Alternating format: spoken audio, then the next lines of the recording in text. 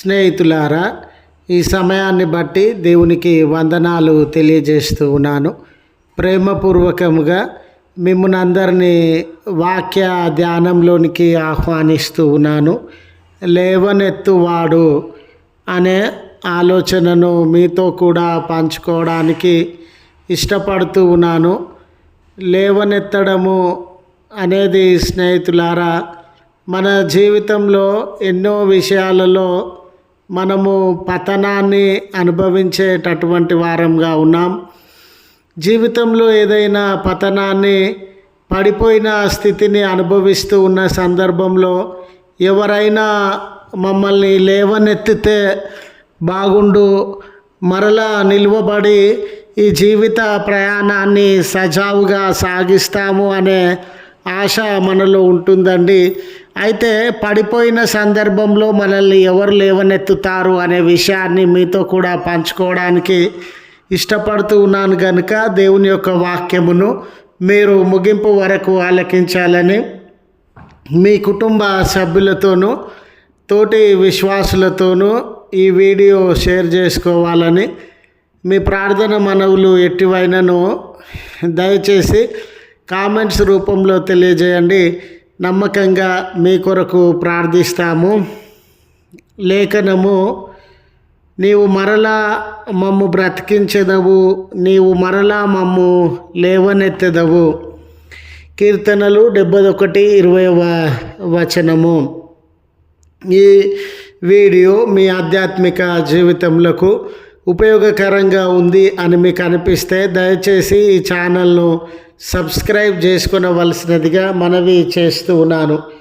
స్నేహితులారా, మన చిన్న చిన్న బిడ్డలకు సంబంధించి ప్రతి విషయంలో కూడా మనము శ్రద్ధ నిలిపి వారికి సహాయము చేసేటటువంటి వారంగా ఉంటాం.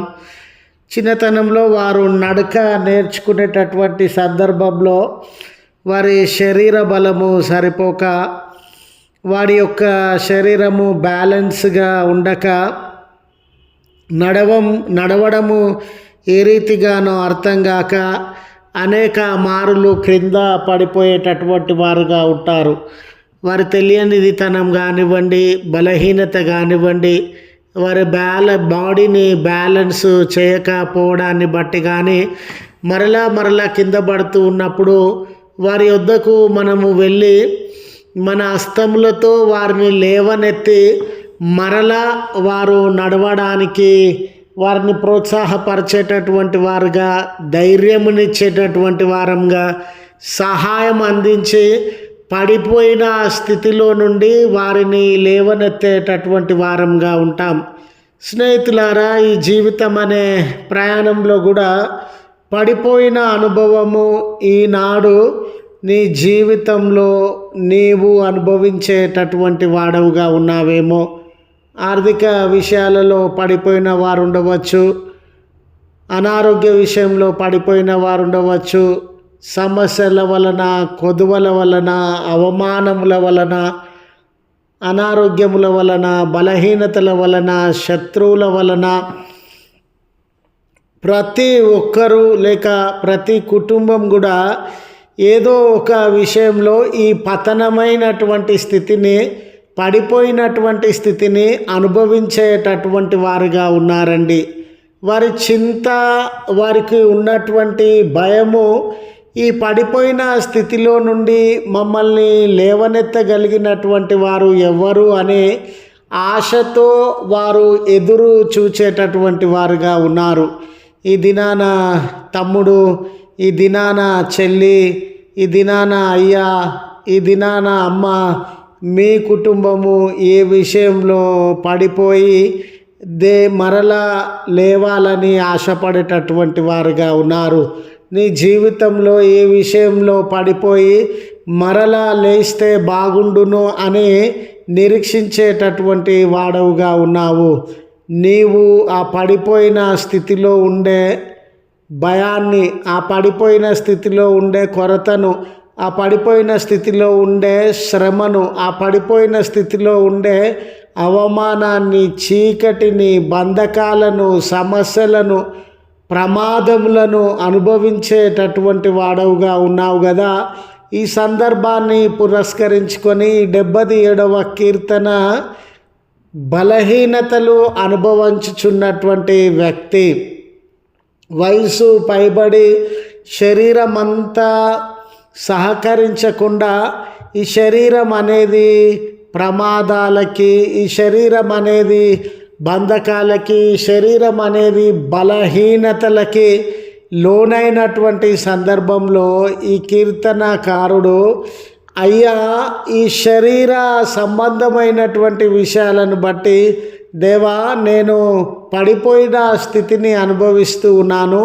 అయితే నీవు మంచి దేవుడవయ్యా, నీవు కార్యములు జరిగించే దేవుడవయ్యా, బలహీనుల పట్ల శ్రద్ధ కలిగిన దేవుడవయ్యా, నీవు మరలా నన్ను లేవనెత్తదవు అని ఆయన తన విశ్వాసాన్ని, దేవుని పట్ల తనకున్నటువంటి అమితమైన భక్తిని ప్రచురపరచగలిగినటువంటి వాడిగా ఉన్నాడు.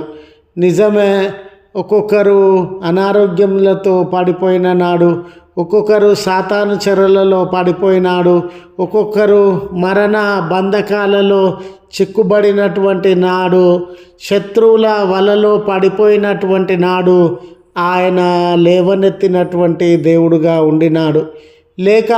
లేఖనాలలో ఎంతోమంది బిడ్డల జీవితాలలో లేవనెత్తి చక్కగా నిలువబడి వారి ముందుకు సాగడానికి కృపను అందించినటువంటి దేవుడుగా ఉన్నాడు. గనుక ఈరోజు నన్ను కూడా లేవనెత్తుము, నేను ఈ పడిపోయిన స్థితిలో ఉన్నానయ్యా, బలహీనతలు నన్ను ఆవరించినవయ్యా అని నీవు ప్రార్థిస్తుండగా నీ మొరలను కూడా ఆలకించి ఆయన నిన్ను లేవనెత్తుతాడని గుర్తు చేస్తూ ఈ మాటలను ముగిస్తూ ఉన్నాను. ప్రార్థించుదము. కృపగల తండ్రి, ప్రేమగల మా రక్షక, నీ పరిశుద్ధ ఉన్నతమైన నామమునకు వందనాలు. గొప్ప గొప్ప కార్యములను జరిగించగలిగినటువంటి దేవుడవు. ఈ ప్రార్థనలో ఏకీభవించుచున్న వ్యక్తులు కానివ్వండి, కుటుంబాలు కానివ్వండి, ఎక్కడ పతనమై దుఃఖాన్ని అనుభవిస్తూ ఉన్నారో, ఏ విషయంలో పడిపోయి వేదన, కన్నీళ్లకు, చింతకి లోనైనటువంటి వారుగా ఉన్నారో, మీరు పడిపోయిన స్థితిలో నుండి మరలా లేవనెత్తడానికి శక్తియుక్తి కలిగినటువంటి దేవుడవయ్యా, నీ బిడ్డల జీవితం వైపు మీ కనికరాన్ని, మీ దయను కుమ్మరించి పడిపోయిన స్థితిలో నుండి వారిని బలపరిచి లేవనెత్తవలసినదిగా మనవి చేస్తూ ఉన్నాను. ఈ ప్రార్థనలో ఏకీభవించుచున్న బిడ్డలనేమి, వారి కుటుంబంలోనేమి మీరు కనికరించండి అయ్యా, వారి ప్రార్థనలను వినండి అయ్యా, వారి మనవులకి జవాబును అనుగ్రహించండి అయ్యా, వారి ప్రార్థనలను మీరు సఫలపరచుమని బ్రతిమాలుకొనుచున్నాం.